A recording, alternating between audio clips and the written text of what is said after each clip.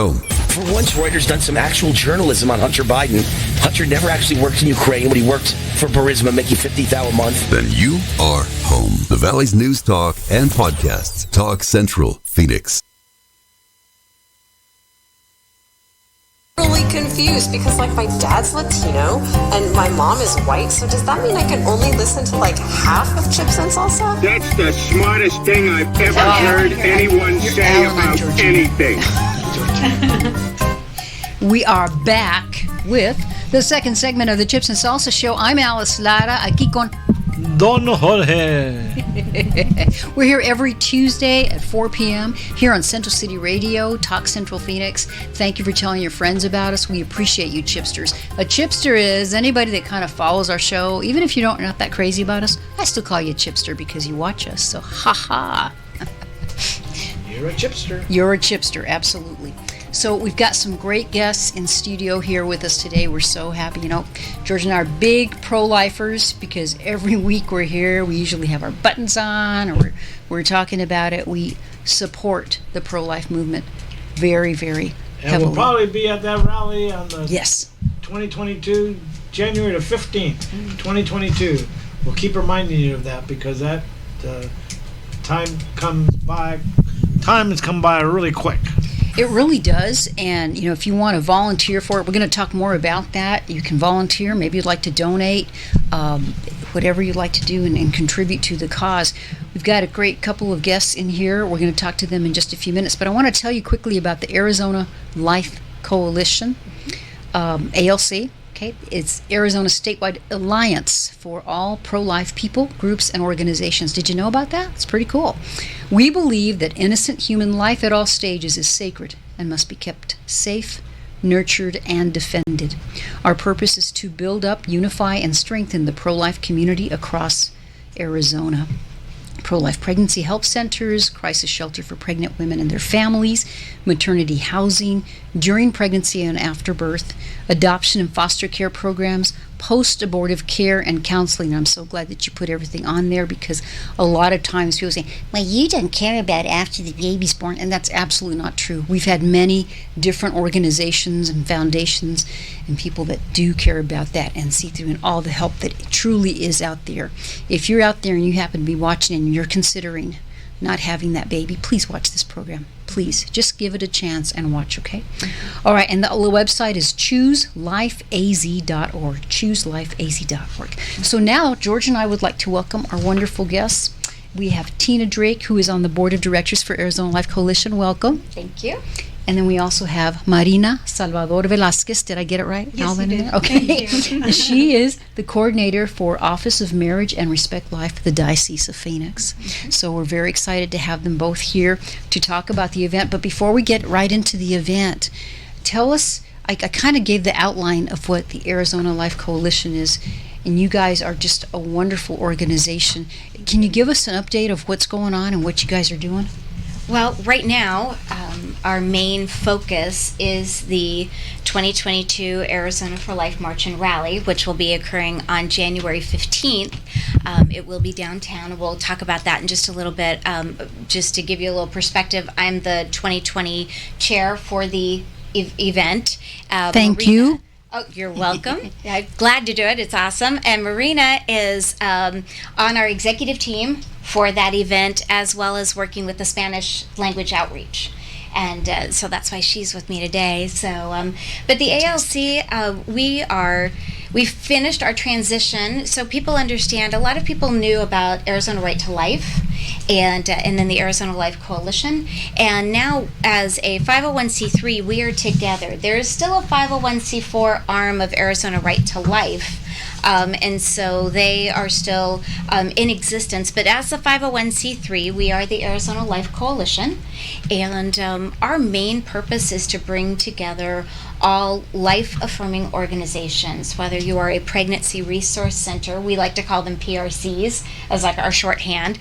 So if you're a pregnancy resource center, an adoption center, someone who's doing foster care, or someone who's doing activities that support a lot of those other functions. If you are like a Maddie's Place, who takes care of women who are going through their pregnancy, or the Diaper Bank of Southern Arizona, they do a lot of wonderful things. So there are a lot of neat groups around Arizona, not just in Phoenix, who support life-affirming functions and ideas and activities and all of that. And so what the ALC tries to do, and what our goal is, one of our main goals, is to bring all of that, not where we have any control or anything. Everybody is still independent, but we want to kind of be like an umbrella, that if somebody says, hey, I want to get involved, then they can come to us, they can come to our website, we can help them get involved, find some place to be involved.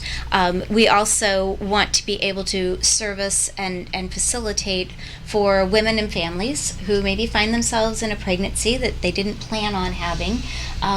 Then we can say, hey, here's some pregnancy resource centers that you can go to that can help walk you through that.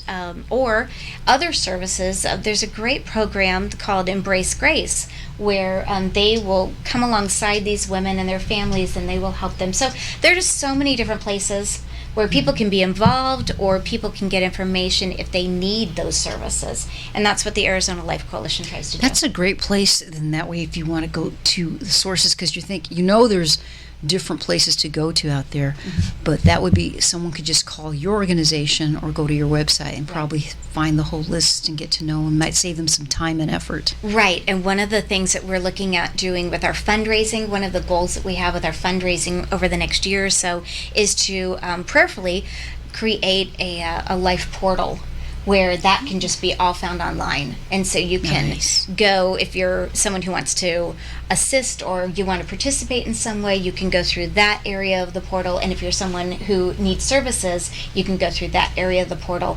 And that is something that we are praying deeply to have God help people fund. That's a great function that we are trying to do as the ALC, and we hope that we will be able to receive enough financing that we can do that. One thing about the Arizona Life Coalition that we want everyone to understand is, being a 501c3, everyone who works with it is a volunteer, except for our executive director. We have one paid staff. Wow. And that's our executive director. Everyone else who's involved is volunteer. We all do it on our own time, from our own home offices and all that. We don't, it's that kind of group that none of us are. That's really amazing if you just have one paid employee there in the whole thing. You have, how many volunteers do you have?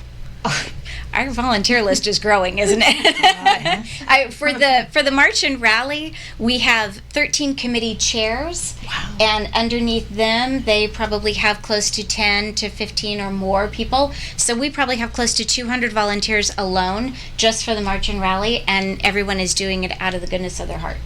So that's terrific. When you look at that and you combine it with the ALC, there are hundreds of people who are helping. Oh, well, that's terrific. And, if we didn't have anything last year, obviously, with the COVID thing happening and all, but the one prior to that, I think you had, didn't you have the gal from Unplanned come out? We had Abby Johnson and Ryan Baumberger. They were our keynote speakers in 2020, and that was a wonderful turnout. We were really blessed. We had almost 10,000 people come down and join us at Wesley Bowen Plaza. And actually, we start over on Washington. We have a little launch area. Our launch area has moved. It will be at Washington and 7th Avenue this time, because they're working on the light rail over where we were before, over at Cesar Chavez Plaza. Right. So we've kind of moved west. They moved us west a bit. And then we move because of that. And our goal this year is to have 15 to 20,000, really 20,000 is our goal. You can do it. To have people. And with having Alveda King being our keynote speaker this year, we're very hopeful that will happen. It's so sweet. And then most of you know Alveda King. She's Martin Luther King's niece, right? Mm-hmm. You'll try to have other speakers too. We are. We're working on a few of those right now. We're still meeting with a few, so we're not ready. But you can invite us back, and we'll announce those, or we'll let you know. We'll let you announce that. Stay tuned. Yeah. Stay tuned. The updates. Yes. Yeah. So we're working on some more. But Alveda has committed to be with us, and she will come and speak. And believe that she's even going to do a book signing at the after the rally, right there in that area where the rally is held. So if you have books that Alveda King wrote and you'd like her to sign them, as long as people are coming to, I believe, I'll confirm this and let you know, but I believe she's also going to have some books with her that you can purchase. And but come on down and get your books. You were signed. saying earlier that for vendors, you may have tables for them, whether one table is supplied at the launch, another table is supplied at the rally, so they get 2 tables for the price of one. Yes. And so just listen out there, vendors, people that are interested in representing your organization, you can come down there and or you could go on the website WWAZ Life Rally 2022.org. Right. And we'll put it on our Facebook page also. How long is the march? I mean, how far is the march? So the march is, so I haven't paced the new one off, but I would say it's just under a mile. But it is a family-friendly event. Right. So bring your wagons out with your kids, and we'll have balloons and things like that. Bring your strollers and all. If someone doesn't feel like they can walk the distance from 7th Avenue and Washington down to 17th Avenue Jefferson, between Jefferson and Adams, which is basically right in front of the Capitol. So if you're looking for where that is, it'll be right in front of the Capitol, but not on the Capitol grounds. But if you feel like you can't do that distance, then we strongly suggest that you just come on down and get yourself a place at the rally, and we'll come meet you when we walk. And why not at the Capitol grounds? Is it because of liability concerns or permits? Or? You know what? The city of Phoenix has been great with us, and the state is great, and we are still working in some of those areas. It's really it was just where we could fit everyone. And we can fit everyone on that street real nicely, and so we'll have overflow and different things like that. So that means they have to close the streets and stuff? Yeah, the street will be closed so that we can do that. But well, 20,000 people, they better close the street. Yeah, I'm sure you can do the 20,000 people. That's not going to be a problem, I bet, especially with a fantastic speaker like that. Yeah. And tell your friends about it. I mean, it seems like, it's a long way away in January, but as fast as time just flies, and you can prepare for it. The weather's going to be great. January is fantastic. Maybe you're watching us from another state. Come and join us. It'd be really fun. You meet a lot of people, and you have some great booths, and just come together, and it's really nice to be around people who think the same way about you, and it's for such a great cause. And because you guys are a coalition, I mean, I'm sure all of these agencies and foundations and groups, probably a lot of them we've talked to already, they will be there, and you can meet them firsthand, get information. I would assume they're all going to be there with their vendor tables at the beginning and at the end. So you'll at the end of the rally or at the end of the march and for the rally and stuff. And at the beginning, the launch. That's what they call the launch, is where everybody starts the walk and they walk to the end, which is the rally, which is at Jefferson, right? Right. Yeah. And with those tables at the launch and then the mirrored table over at the rally, in case people don't get to speak with someone, a lot of those people are going to be pregnancy resource centers where you can go and you can learn about, maybe even find a pregnancy resource center in your neighborhood, and you can connect with them to go and be a volunteer. Some of the folks who are working not only with the Arizona Life Coalition, who are on our board at the ALC, but also people who are volunteering with us at the March and Rally, they go in and do volunteering once a week inside the Pregnancy Resource Center. That's terrific. Okay, what else is terrific? We got to pay a few bills, but we're going to come back and we still have more time with these ladies. I'm Alice Lotta here with Don Jorge. This is the Chips and Salsa Show. Don't go away. We'll be right back with more of the Arizona Life Coalition. Get my words straight here. All right, walk on.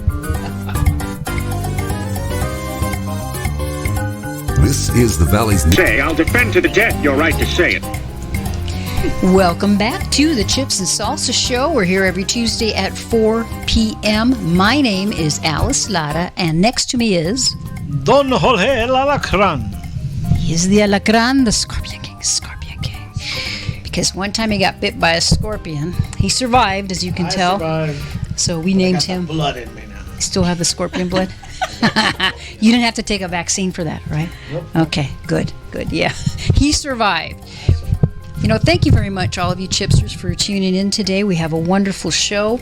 We are talking with the Arizona Life Coalition. We have 2 great guests, and we're talking about next year. It's going to happen January 15th, 2022. Wonderful speaker, Alveda King, niece of Martin Luther King Jr. She's a fantastic speaker.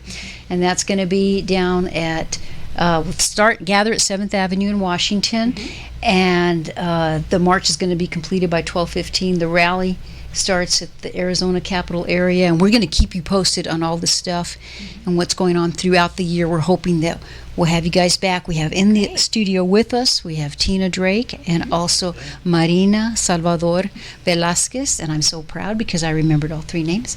Very good. And we're going to tell you more about it. What we're talking about over the break is, Tina said if we wanted to share some statistics on abortion, because that ties into your program about roses. So why don't you tell us a little bit about that, Tina? Sure. So we do a program called Roses for Life at each March, and we do a memorial wall, where one rose will represent each child who was taken in abortion for, usually by the time we have the rally, it's 2 years prior. So for the 2022 rally, we're using the 2019 numbers that the Arizona Department of Health and Services puts out in their report, just because of the way that the reports come in and tracking, and we want to be able to promote.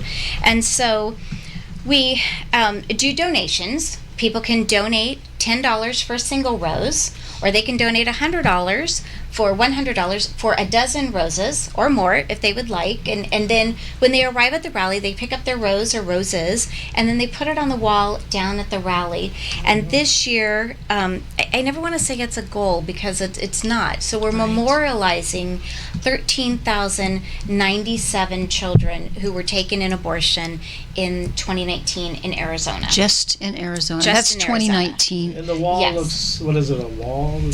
So what we do is, really, it's a chain link fence that we wrap with tulle, and we did it at our last rally. So if you were to go to www.arizonaliferally2022.org, you'll be able to see some pictures. We actually even have a 4-minute video of the 2020 rally that people can look at if they've never come out to join us. And in those pictures and in the video, you'll see a very long wall full of roses, and each one of those represented a child who was lost in 2017, just because, again, as I said, with the years. So this year we're going to remember the 13,097 children who were taken through abortion just in the state of Arizona. Tina, Is the do you? name on I'm the sorry. rose, or Well, it's interesting that you would ask. We do have cards available that if someone wants to remember their child, a lot of times when people go through post-abortive care, they sometimes will go ahead and name their child. And so we made cards available, and we'll have this again this year, where if someone wants to put that down, or they want to remember someone who maybe is going through some post-abortive care or something like that, then those are available for them, and they'll be there at the tables for them. if you just want to put the rose up there. Or if you just want to put the rose up, you can do that as well. Okay. Do you feel like those figures are accurate? I mean, how do they they're reported to the state? Do you think? Right. So the people accurate? who are doing the abortions are reporting to the state, because there are some state statutes that require them to do that reporting. And you can actually, if you were to just Google 2019 Arizona abortion report, it would just pop up, and you can read the whole. It's actually a very informative read. The executive summary gives you all of the numbers of what this the 13,097 children who were taken, and then it breaks it down by ages and what age group maybe changed or didn't change in their numbers and all of that. They also give you figures. Like, there were 35, this was a very interesting one, and I wrote it down. In 2019, there were 35 petitions filed during the 2019 reporting year to the Arizona Administrative Office of the Courts, And of those 35 orders authorizing an abortion without parental consent were issued to unemancipated minors. How many again? I'm sorry? 35. So there were 30 in 2019. There were 35 orders given by the courts to unemancipated minors for them to be allowed then to have abortions. And you know, the statistics don't give you why. And so there's always, you know, something. But the report itself goes into that kind of detail. It will show you tables of the age distribution of the people who are having these abortions and all of that. So if people are interested in learning more about the makeup of this in the state of Arizona, then I would strongly suggest, you know, Googling that. You can find the 2018 and the 2017 reports as well. Is that on your website? Can they find that on your website or a link to that? You know what? Am I giving you some work here? You're giving me some work. I think I can talk with the folks who are doing our website, and we can add those links in for you. Yeah, just so people can read. It's always, Marina and I were just talking about this, and I don't know if she wants to comment on this, but we were talking about how everyone needs to be more informed about this. You know, we talk about it a lot, and we don't so much in situations like this from a legislative standpoint, but sometimes if people understood the composition of the people who are having abortions, then, you know, I think that us helping them might increase a whole lot more. And that's our goal with the March and Rally, is to open a door so the community can come in more and be a part of it. And I don't know if, Marina, if you want to just talk a little bit about your feelings about that, because you said some great stuff about it. Thank you, Tina. I work at a crisis pregnancy center in Los Angeles for about 5 years, and I was surrounded by 9 abortion clinics within a mile radius. Wow, 9 abortion clinics. 9. And women would come very commonly every single day to have an abortion at our center.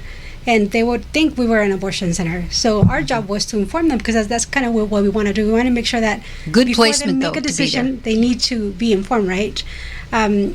As a Hispanic, I realized that the target I primarily target on abortion is Hispanics and African American, and is primarily Hispanics because of low income, no documentation, just finances, socioeconomic issues and challenges that they're facing. So for us to know, and as just to add to what Tina was saying, not being informed, not being educated, not knowing our rights is what ends up at an abortion clinic. And she mentioned the statistics on surgical and maybe chemical abortions, but then there's other type of abortions that happen that no one knows, and they're not reported, and that they're not added to the statistics, which is something that, as she said, we encourage people to find out, because there's a lot more, and there's a lot that we can do to educate the community, but we first have to educate ourselves. Wow. What part of Los Angeles was that in? Central, just right MacArthur Park, just downtown, just where there's drug addiction and prostitution is just right there, and the abortions are surrounded by the abortion centers. In fact, our center was next to a building where there was drugs going on every single day, and women are found in these difficult situations, and a lot of them are they're faith-based, they're Christians, and if not 62% of, and according to statistics, are women who have some faith affiliation, and so we want to make sure that we reach out to them and we inform them, and that's kind of what the part of the job I do at the Diocese of Phoenix, to educate the leaders, so that they educate their leaders and the community, and then it can spread more.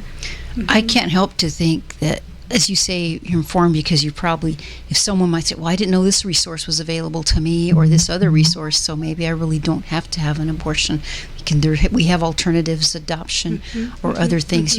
You provide such a vital service, and kudos to you for being in that rough area of LA and doing that. And then the fact that you speak Spanish too.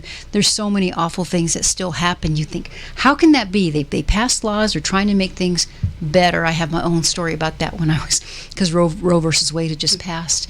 But I'm so glad that you're both here. Now, we have one more segment left with these ladies. I don't know, George might have to take off because he's got to go set up for the meeting afterwards. But I want you to stay with us because there's more to talk about and more information to get. And so please, there's still another chance if you want to tell people that we're on. This is the Chips and Salsa Show. I'm Alice Lara with Don Jorge. Well, Don't- the show's going by fast. It is. It's a good show. But don't go away to guac on some more here on the Chips and Salsa Show, Central City Radio, Talk Central Phoenix. The Valley's home for podcasts. Talk Central Phoenix. Get the app on iTunes or Google Play. Only in the forest can you see this. And this. And this. But nothing beats the moment you see that. Talk Central Phoenix. It's time for the Chips and Salsa Show. Vámonos! I love chips and salsa. Can I listen too? You got it. Take it away. Eso. We are back. This is the Chips and Salsa Show. I'm Alice Lara, Central City Radio, Talk Central Phoenix. You notice my partner in radio crime, George Don Jorge, he had to leave because he's setting up, and we just want to remind you, we're going to be at the center tonight. It used to be the Latinos for Trump Center. It's the Republican Center now, and it's over on 24th Street and Baseline, right next to the Bank of America. And the Arizona Hispanic Assembly is going to be there. And we're going to be talking about critical race theory, a presentation by Jana Jackson. So if you're in the area, it starts at 6:30. I think the actual presentation's at 7, so please come by. We have two great guests in studio with us to finish off the show. And sometimes, you know, like I always say, the little commercial break you're taking, sometimes we have a better show at that time. So we think about things to talk about.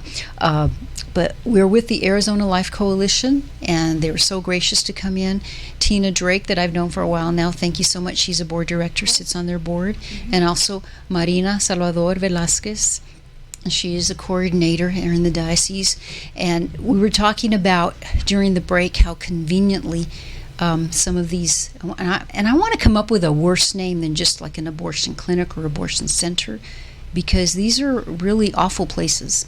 So, you know, think about it. If you have something, just text me with it or send it to me. Message me on Facebook about it.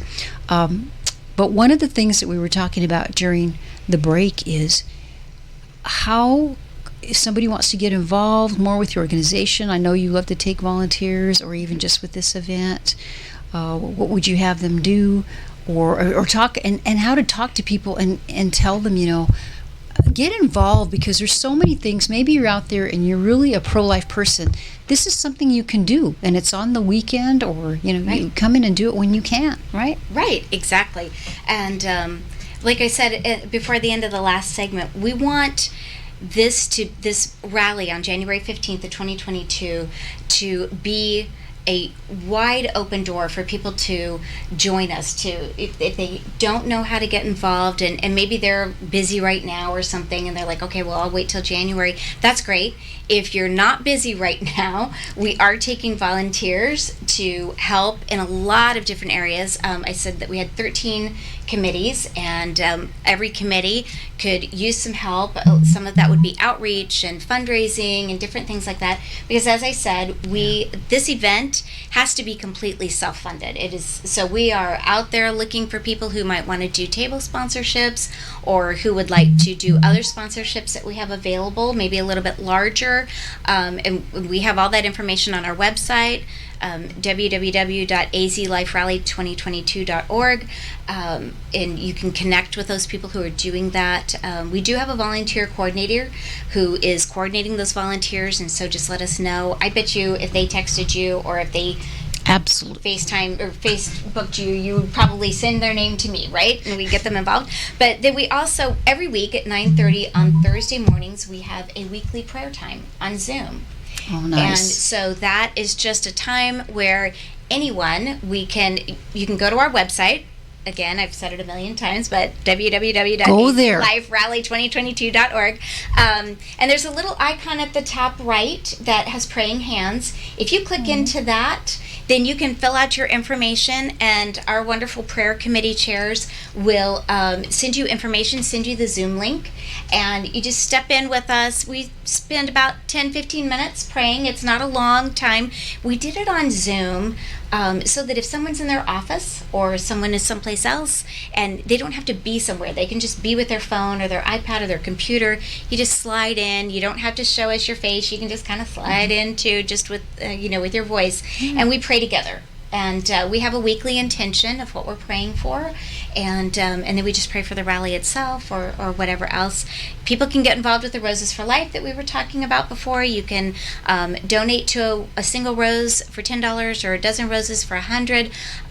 You can also, this is really great, Lead the Way is a promotion that we're doing through the Roses for Life, and we're really trying to get high schoolers and maybe some college groups and stuff, but any group can do this. So if you have a church group or a pregnancy resource center that wants to do this, or just your office, whoever brings in the most rose donations gets to carry the front banner of the march. So you're at the front of the march, you get to carry the banner, you can wear your t-shirts and all of that.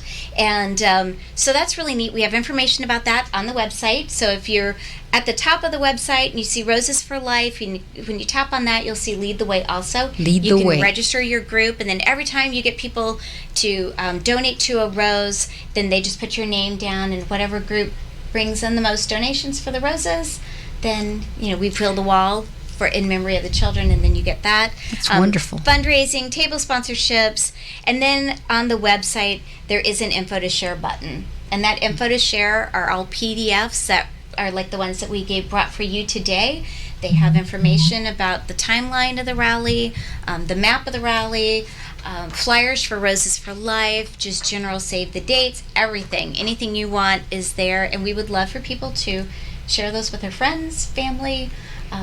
If you're a church and you want to print those and put them in your bulletins or put them up on your Sunday morning screens, on your websites, however. Just let us know. These events, they take so much energy and time and money and resources, and there's wonderful people. Guys are so organized. It's going to be a wonderful and great event, but they can always use more help. And there's another thing too, maybe you guys know that I have really good luck with this. If there's something like, say there was a flyer for this event, or maybe you just go to their website, take a photo of this, take an image with your phone. Like, this is a great one because it tells all the information. It's got a nice beautiful picture of Alveda King. I'm going to take an image of this, and then sometimes I'm just thinking about people that I know they really care about the pro-life movement, and I'll text them that image, because we're all so busy. Right. We get 1 million emails and stuff, and people hardly listen to their voicemail. But if they have this on their phone, then you know what you've created for them? A permanent record of all that information. Mm-hmm. And then that way they have it and say, oh yeah, that's right, Alice sent me that information, and I got to do something about that, or maybe got to send them a few bucks, something.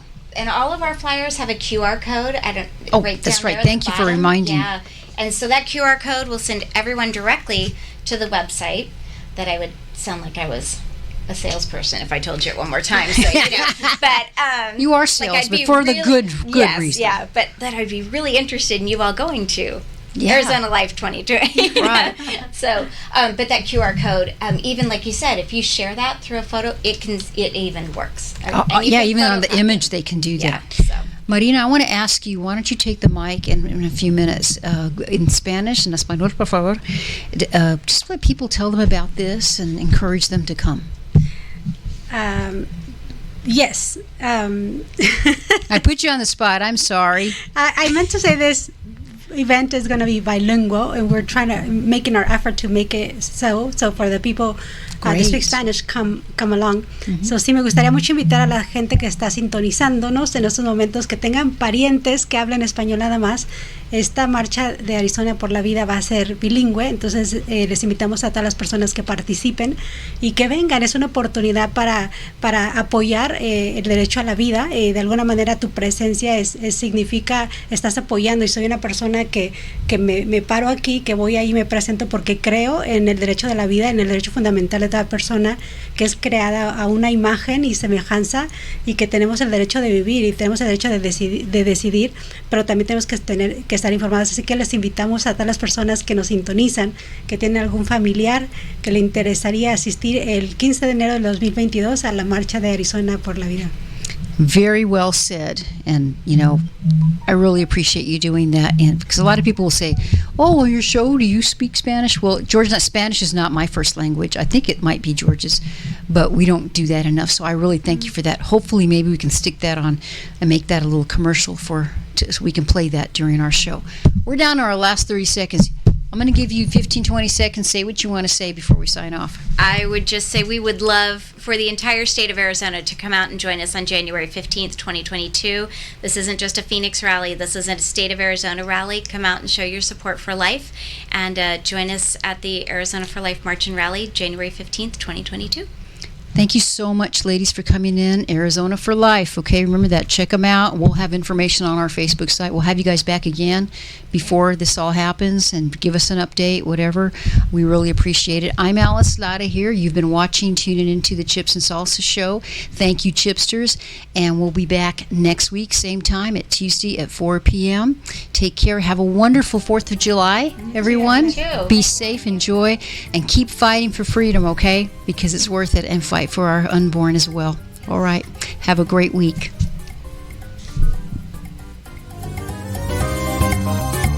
When you need to know, this is Talk Central, a Central City radio station. It's the fallout from the fall. I'm Dave Anthony, Fox